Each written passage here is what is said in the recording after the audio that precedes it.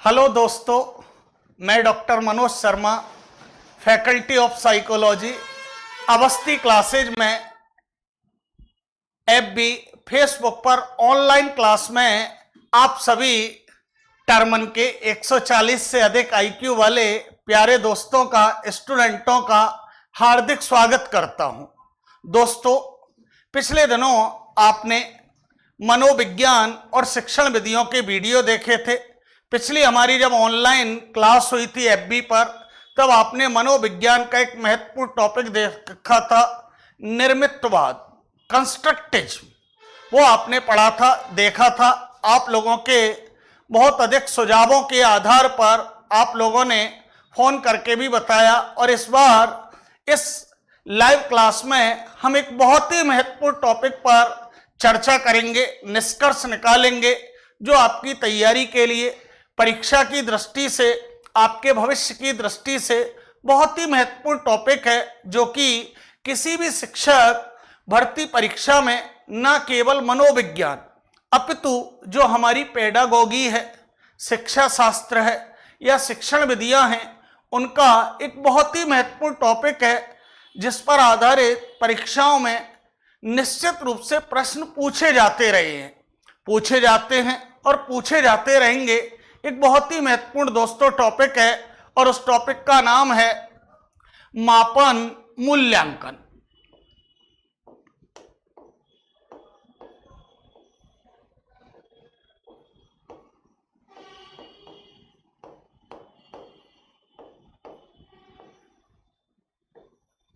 मापन मूल्यांकन, measurement evaluation.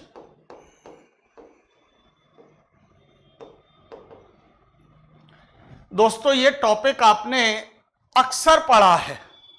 हर exam में प्रश्न आते हैं मापन से संबंधित, मूल्यांकन से संबंधित, और निश्चित रूप से ये बाल मनोविज्ञान में जो आपकी 5वीं यूनिट है उसमें एक महत्वपूर्ण टॉपिक है। और जितने भी सब्जेक्ट की आपकी शिक्षण विधियां हैं, पेडागोगी है, चाहे वो हिंदी की हो, गणित की हो, विज्ञान की हो, पर्यावरण की हो, सभी विषयों की पेडागोगी में ये एक महत्वपूर्ण टॉपिक है मापन मूल्यांकन, जिस पर आज इस सत्र में आप और हम मिलकर चर्चा करते हैं। दोस्तों देखिए, दो शब्द हैं, एक है मापन और एक है मूल्यांकन। एक है मापन और एक है मूल्यांकन। ये दोनों शब्द क्या हैं? इन दोनों शब्दों का अर्थ क्या है? इन दोनों शब्दों को हम एक साथ क्यों उपयोग में लाते हैं? जैसे आपने सुना है आगमन निगमन, विश्लेषण संश्लेषण, ऐसे ये शब्द हैं जिनका हम एक साथ उपयोग करते हैं। क्यों करते हैं दोस्तों? देखिए, इधर सबसे पहले बात आती है, हमेशा बेसिक से शुरुआत करो दोस्तों। देखिए, ये कोई बालक है, ये कोई बालक है, ये बालक विद्यालय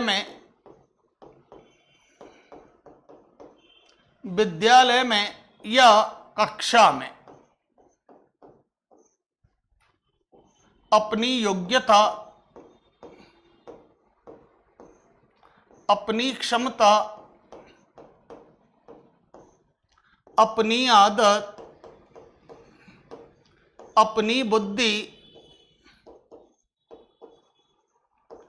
के अनुसार अनेक क्रियाएं करता है।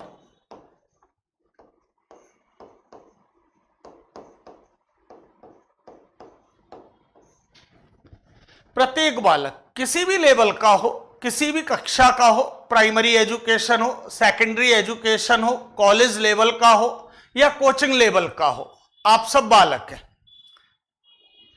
आप सब बालक हैं। आपका घर पर जहां पर हैं आप अपने परिवार में, वो घर परिवार भी हमारा कक्षा या विद्यालय है। तो जहां पर आप हैं वहां पर आप सब अपनी योग्यता, क्षमता, आदत और बुद्धि के अनुसार प्रत्येक बालक अनेक क्रियाएं करता है। आप सब जानते हैं कि क्रिया करने पर हमें अनुभव प्राप्त होते हैं। क्रिया करने पर हमें क्या प्राप्त होते हैं? अनुभव प्राप्त होते हैं। जैसे हम क्रियाएं करते हैं, अगर आप सुनने की क्रिया कर रहे हैं तो आपको सुनने के अनुभव आएंगे। अगर आप देखने की क्रिया कर रहे हैं तो देखने के अनुभव आएंगे। आप समझने की क्रिया कर रहे हैं तो समझने के अनुभव आएंगे। आप सीखने की क्रिया कर रहे हैं, सीखने के अनुभव आएंगे। तो हम जैसी क्रिया करते हैं, क्रिया किसके अनुसार करते हैं? अपनी एबिलिटी, कैपेसिटी, हैबिट और आईक्यू के अनुसार हम क्रियाएं करते हैं।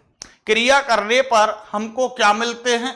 अनुभव मिलते हैं, और अनुभवों से हमें ज्ञान होता है, और ज्ञान होने पर हम सब सीखते हैं। और आप सब जानते हैं सीखने को मनोविज्ञान में अधिगम या लर्निंग कहते हैं। अब देखिए, सीखने के लिए ज्ञान होना आवश्यक है। ज्ञान अनुभवों से आता है, और अनुभव हमें क्रिया करने पर प्राप्त होते हैं। अब देखिए, आप सब मुझे सुन रहे हैं, आप सब मुझे देख रहे हैं। मैं जिन एग्जाम्पल्स उदाहरण के द्वारा समझा रहा हूं, आप उन्हें समझ रहे हैं। ये सब आपकी क्रियाएं हैं। क्रिया करने पर आपको अनुभव मिल रहे हैं, अनुभवों से ज्ञान हो रहा है, सीख रहे हैं। अब बात यह आती है, क्लास में बहुत सारे स्टूडेंट्स होते हैं, सारे स्टूडेंट सीखते हैं, लेकिन किसी स्टूडेंट ने अपनी क्रियाओं द्वारा और अपने अनुभवों द्वारा क्या और कितना सीखा है। आपने इस ऑनलाइन क्लास में क्या सीखा है और कितना सीखा है? आपने इस क्लास में क्या सीखा है और कितना सीखा है, इसका पता लगाने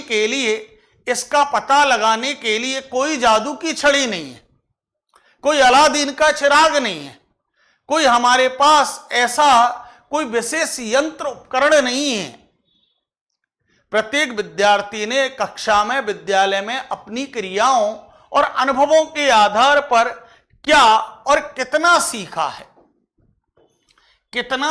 है, इसके लिए उस बालक की निश्चित समय पर ली जाती है परीक्षा। बालक की क्या होती है? परीक्षा होती है। चाहे वो यूनिट टेस्ट हो, मासिक टेस्ट हो, त्रैमासिक टेस्ट हो, या हाफ ईयरली हो, या एनुअल एग्जाम हो, या टॉपिक वाइज टेस्ट हो, या परीक्षा पद्धति पर आधारित टेस्ट हो। क्योंकि किसी बालक ने क्या सीखा और कितना सीखा, इसे जानने के लिए बालक की निश्चित समय पर क्या ली जाती है? परीक्षा ली जाती है। अब ये परीक्षा क्या है? ये परीक्षा एक प्रकार की प्रक्रिया है। एग्जाम क्या है? परीक्षा एक प्रकार की प्रक्रिया है। एग्जामिनेशन क्या? एक प्रोसेस है। पहले बालक स्कूल में आता है, एडमिशन लेता है, क्लास में रेगुलर एक्टिविटीज करता है, अनुभव लेता है, फिर उसने क्या और कितना सीखा, इसके लिए उसकी परीक्षा रूपी प्रक्रिया काम में ली जाती है। इस परीक्षा रूपी प्रक्रिया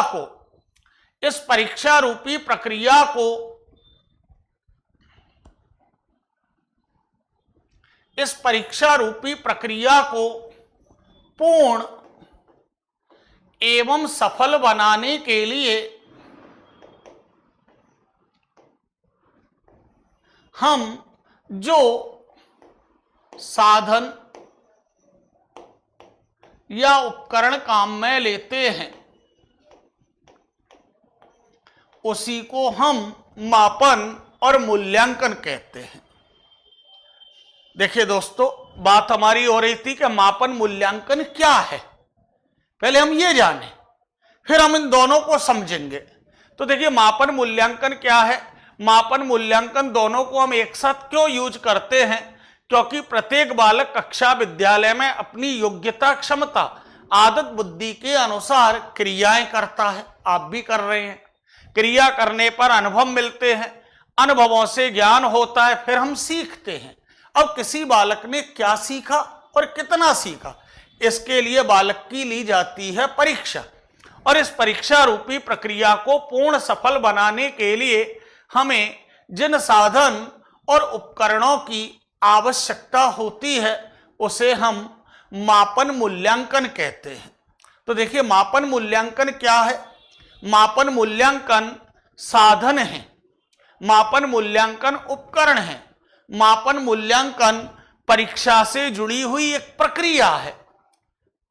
अर्थात शिक्षा संदर्भ में, बाल विकास में, बाल मनोविज्ञान में या शिक्षण विधियों में मापन मूल्यांकन का उपयोग परीक्षा रूपी प्रक्रिया के रूप में या शिक्षा के साधन और उपकरण के रूप में किया जाता है। तो ये इसका बेसिक था। अब आप एक एक से देखते चलें। अब हम बात करते हैं मापन की। पहले आप अलग अलग से दोनों को समझिए, फिर हम एक साथ समझेंगे। सबसे पहले बात आता है मापन का अर्थ। पहले आप जानिए मापन क्या है, फिर हम देखेंगे मूल्यांकन क्या है, फिर हम दोनों को देखेंगे कि दोनों का परस्पर संबंध क्या है। देखिए दोस्तों, मापन, मेजरमेंट, मीनिंग ऑफ मेजरमेंट। ध्यान से देखिए, अगर इस मापन में से थोड़ी देर के लिए हम ने को हटा दें तो केवल बचता है माप। केवल क्या बचा? माप बचा। माप का आशय क्या होता है? किसी भी व्यक्ति, वस्तु, क्रिया या घटना की लंबाई, चौड़ाई, ऊंचाई, नीचाई, गहराई, या हम कह सकते हैं कि किसी भी वस्तु की आकार आकृति को हम उसकी क्या कहते हैं? माप कहते हैं। जैसे यदि कहा जाए इस कमरे की माप क्या है, तो माप का आशय इसकी लंबाई, चौड़ाई, ऊंचाई है, वही इसकी माप है। यदि कहा जाए इस इलेक्ट्रॉनिक बोर्ड की माप क्या है, तो यह आयताकार है, तो इसकी लंबाई, चौड़ाई है, वही इसकी माप है, जिसके आधार पर हम क्षेत्रफल निकालते हैं। तो देखिए दोस्तों, माप, मापन का संबंध किससे है? माप से है। अर्थात किसी व्यक्ति, वस्तु, क्रिया या घटना, किसी व्यक्ति, वस्तु, क्रिया, घटना की माप को जानना, माप को जानना मापन कहलाता है। ये एक सामान्य अर्थ है। मापन क्या है? किसी भी व्यक्ति, वस्तु, क्रिया, घटना की माप। माप का आशय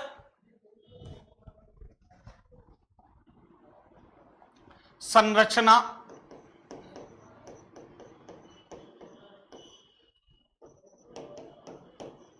आकार आकृति, शेप एंड साइज, लंबाई, चौड़ाई, ऊंचाई या गहराई,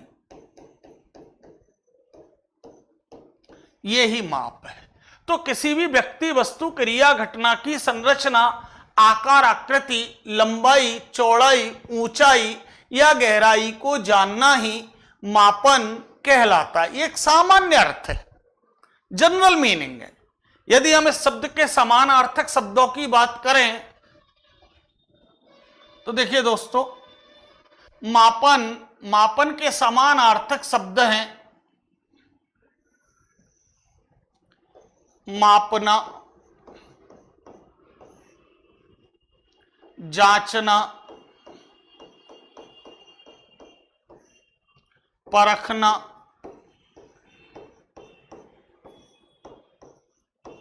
देखना,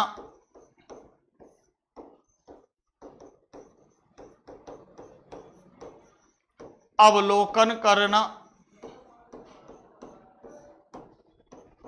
निरीक्षण करना,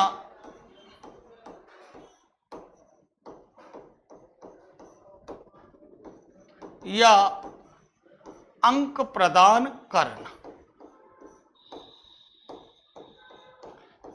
जैसे आप हिंदी में पढ़ते हैं पर्यायवाची शब्द, समानार्थक शब्द, अर्थात शब्द अलग है लेकिन सबका भाव एक है, सबका अर्थ एक है। वही बात यहां आती है कि मापन का जो समानार्थक शब्द है या समान अर्थ वाले शब्द हैं वो शब्द है मापना, जांचना, नापना।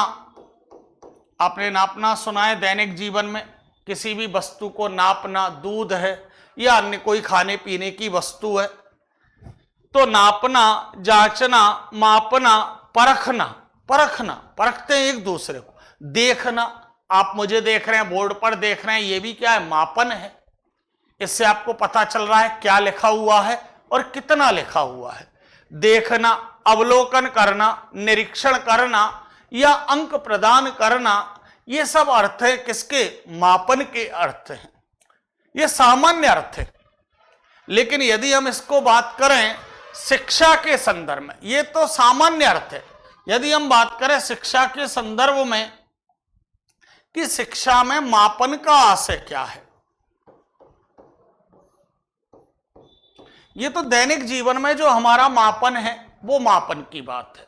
लेकिन यदि हम बात करें शिक्षा में मापन का क्या आशय है, शिक्षा में मापन क्या है,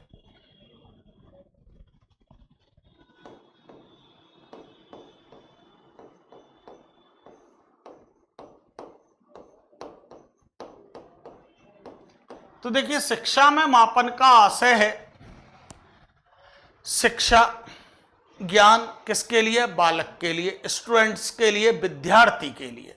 तो देखिए ये कोई बालक है, आपने देखा बालक घर में, परिवार में, स्कूल में, कॉलेज में, क्लास में अपनी योग्यता, अपनी क्षमता, अपनी योग्यता, अपनी क्षमता, अपनी आदत और बुद्धि के अनुसार क्रिया करता है। क्या करता है, क्रिया करता है। और क्रिया करने पर उसको क्या मिलते हैं, अनुभव मिलते हैं। अनुभव मिलते हैं और अनुभवों के आधार पर वो सीख जाता है। तो किसी बालक की योग्यता, क्षमता, आदत और बुद्धि, अगर ये कहा जाए ये सब क्या है, तो ये प्रत्येक बालक की क्या है, विशेषताएं हैं।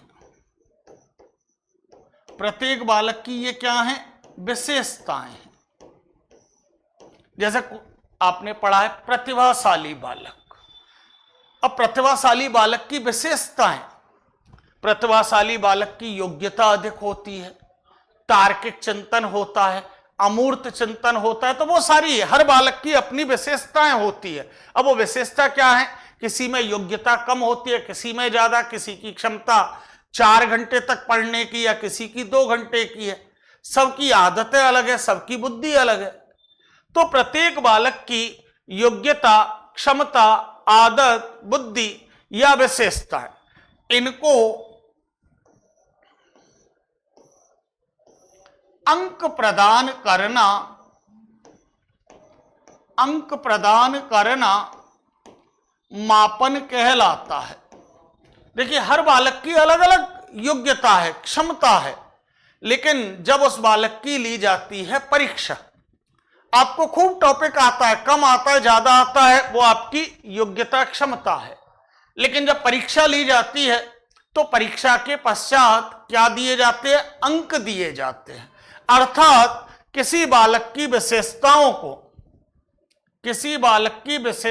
को अंक प्रदान करना शिक्षा में मापन कहलाता है। क्योंकि बालक साल भर क्रियाएं करता है, साल भर अनुभव लेता है और फिर परीक्षा के माध्यम से उसको अंक दिए जाते हैं और इसी को हम शिक्षा में मापन कहते हैं। तो समझने के लिए मापन एक ऐसा साधन है, मापन एक ऐसा उपकरण है, मापन एक ऐसी प्रक्रिया है जिसके द्वारा बालकों की योग्यता, क्षमता, आदत, बुद्धि या बालकों की विशेषताओं को अंक प्रदान किए जाते हैं। तो शाब्दिक रूप में अगर एक शब्द में कहा जाए कि शिक्षा में मापन क्या है, अंक प्रदान करना। अब इसी को समझाने के लिए एक महत्वपूर्ण परिभाषा है जो इसके अर्थ को और अधिक स्पष्ट करती है, और यह परिभाषा दी है इस व्यक्ति ने, हेल्मस्टेडर। हेल्मस्टेडर कहता है कोई भी परिभाषा आपको कभी रटनी नहीं है, कभी भी रटनी नहीं है, समझनी है, क्योंकि वो उसके विचार हैं। हेल्मस्टेडर कहता है कि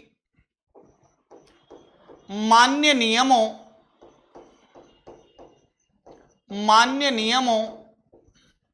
एवं स्वीकृत कसौटियों,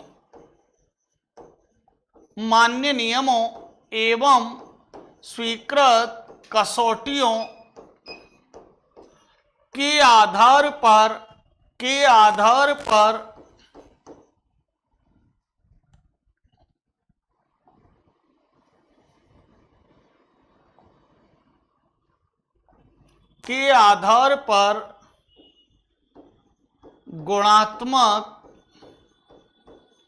गुणात्मक रूप को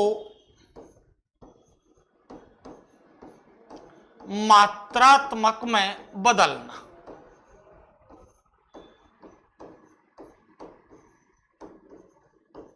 मात्रात्मक में बदलना बहुत अच्छी बात है, बेसिक कॉन्सेप्ट है, बिल्कुल क्लियर। देखिए हेल्मस्टेडर कह रहा है मान्य नियमों एवं स्वीकृत कसौटियों के आधार पर बालकों के गुणात्मक रूप को मात्रात्मक में बदलना। गुणात्मक का आशय होता है क्वालिटी,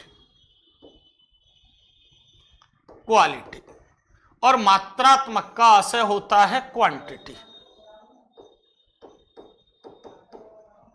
अर्थात किसी बालक की क्वालिटी को क्वांटिटी में बदलना, किसी बालक की क्वालिटी को क्वांटिटी में बदलना। अब देखिए, आपने देखा हर बालक की योग्यता, क्षमता, आदत, बुद्धि, वो उस बालक की क्या है, विशेषता है।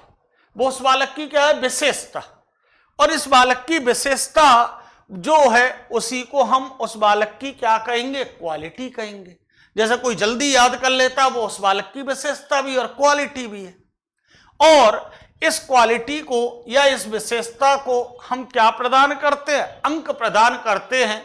और आप सब जानते हैं अंक हमेशा किस में होते हैं, मात्रा के रूप में होते हैं, संख्या के रूप में होते हैं, न्यूमेरिकल रूप में होते हैं, जैसे हम क्वांटिटी कहते हैं। लेकिन यहां पर जो ऊपर जो शब्द लिखे हुए वो गौर करने वाले हैं। आप अपनी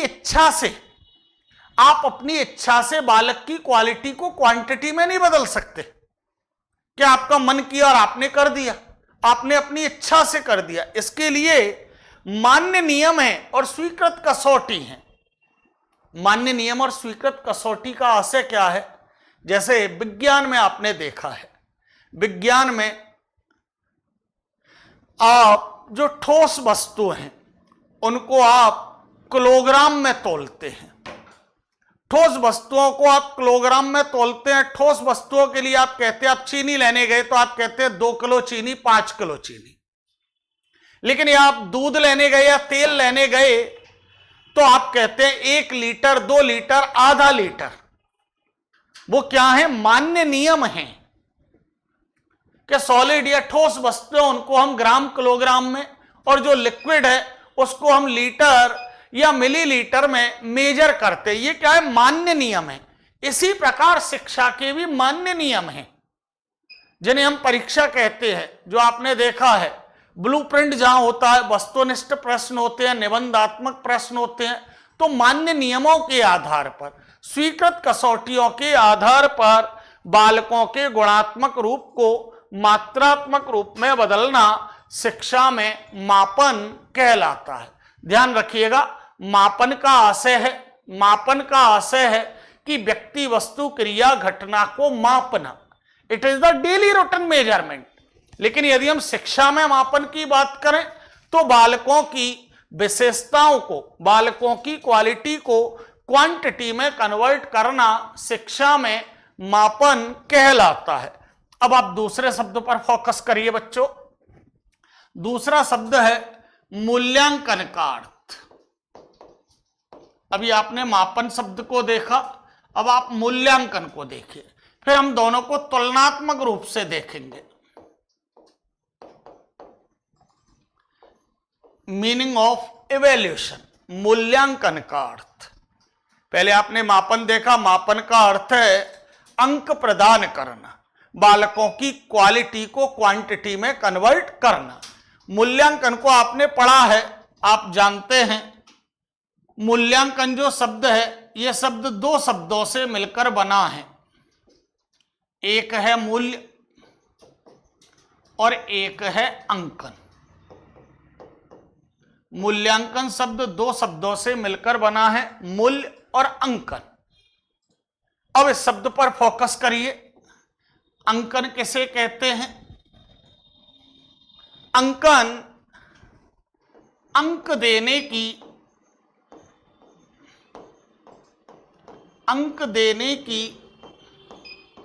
क्रिया को, अंक देने की क्रिया को हम अंकन कहते हैं। कई बार होता है हम कॉफी चेक कर रहे हैं, अंक दे रहे हैं, तो पूछा जाता है क्या कर रहे हैं? क्या अंकन कर रहा हूं मैं, अंक दे रहा हूं। तो अंक देने की क्रिया को हम क्या कहते हैं दोस्तों? अंकन कहते हैं। और अभी आपने देखा था कि अंक देने को ही हम क्या कहते हैं? मापन कहते हैं। तो हम इसके स्थान पर, अंकन के स्थान पर क्या लिख सकते हैं? अंकन के स्थान पर हम लिख सकते हैं मापन। क्या लिख सकते हैं? मापन। क्योंकि दोनों का ही अर्थ क्या है? अंक देना। अंकन का अर्थ भी अंक देना और मापन का अर्थ भी क्या होता है? अंक देना होता है। गौर से देखिए, बहुत महत्वपूर्ण प्रश्न है, परीक्षाओं में यहां से प्रश्न उठाया जाता है। मूल्यांकन शब्द दो शब्दों से मिलकर बना है, एक है मूल्य और एक है अंकन। अंकन का अर्थ होता है अंक देना, और अंक देना ही आपने देखा किसका अर्थ होता है? मापन का अर्थ होता है। इसलिए अंकन और मापन दोनों अर्थ की दृष्टि से समान है, क्योंकि दोनों का अर्थ क्या है? अंक प्रदान करना। अब देखिए ध्यान से, मापन से हमें जो अंक आए हैं, थोड़ा सा ध्यान से समझिए, यहां से प्रश्न उठाया जाता है। मूल्यांकन एक ऐसी प्रक्रिया है, मूल्यांकन एक ऐसा साधन है, मूल्यांकन एक ऐसी प्रक्रिया है, एक ऐसा साधन है जो मापन से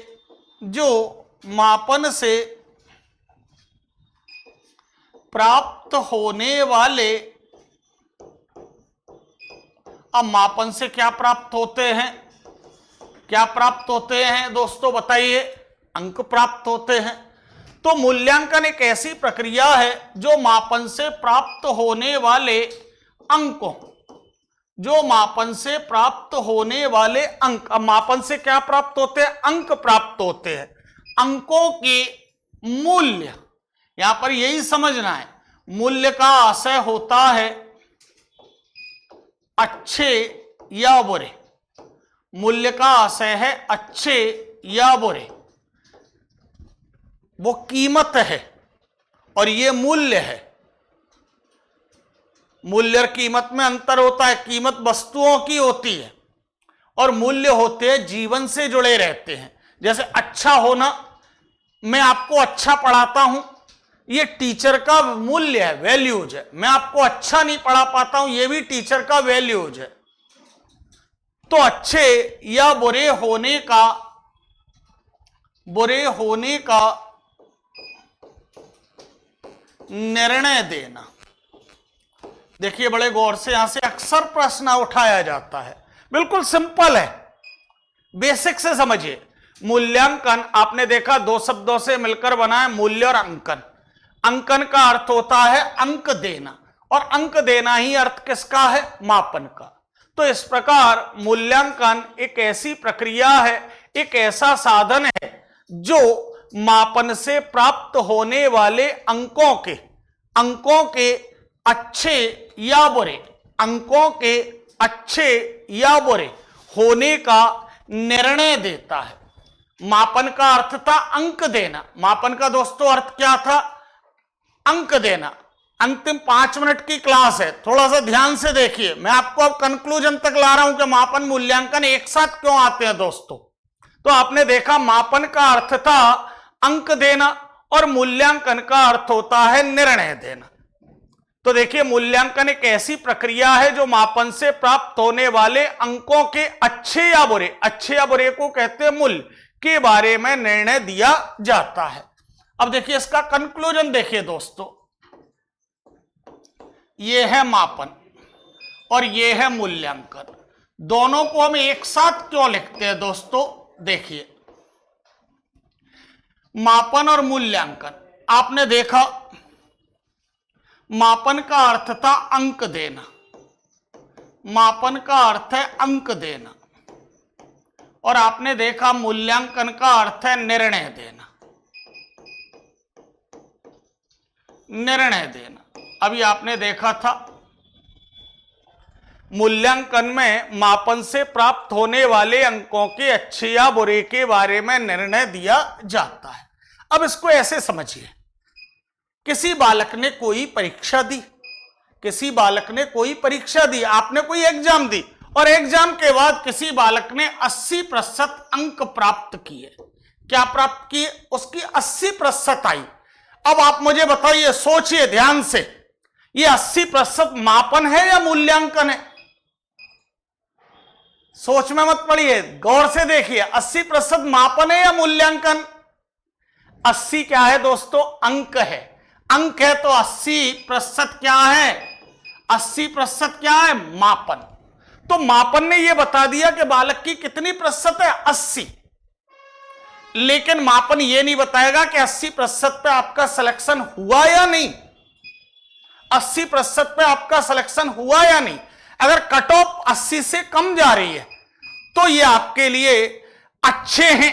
अगर कट ऑफ 80 से कम है और कट ऑफ 80 से ज्यादा है, समझिए ध्यान से, मूल्यांकन निर्णय देगा कि आपकी नौकरी लगेगी या नहीं लगेगी। मापन केवल अंक देगा और मूल्यांकन निर्णय देगा कि कट ऑफ अगर 80 से कम है तो जाओ ज्वाइन करो, और अगर कट ऑफ 80 से ऊपर जा रही है तो अगले कुंभ के मेले का इंतजार करो।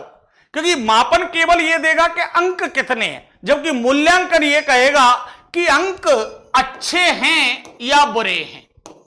अगर कट ऑफ जाती है 80 से कम तो आपका सिलेक्शन हो गया, तो ये आपके लिए सबसे अच्छे अंक है।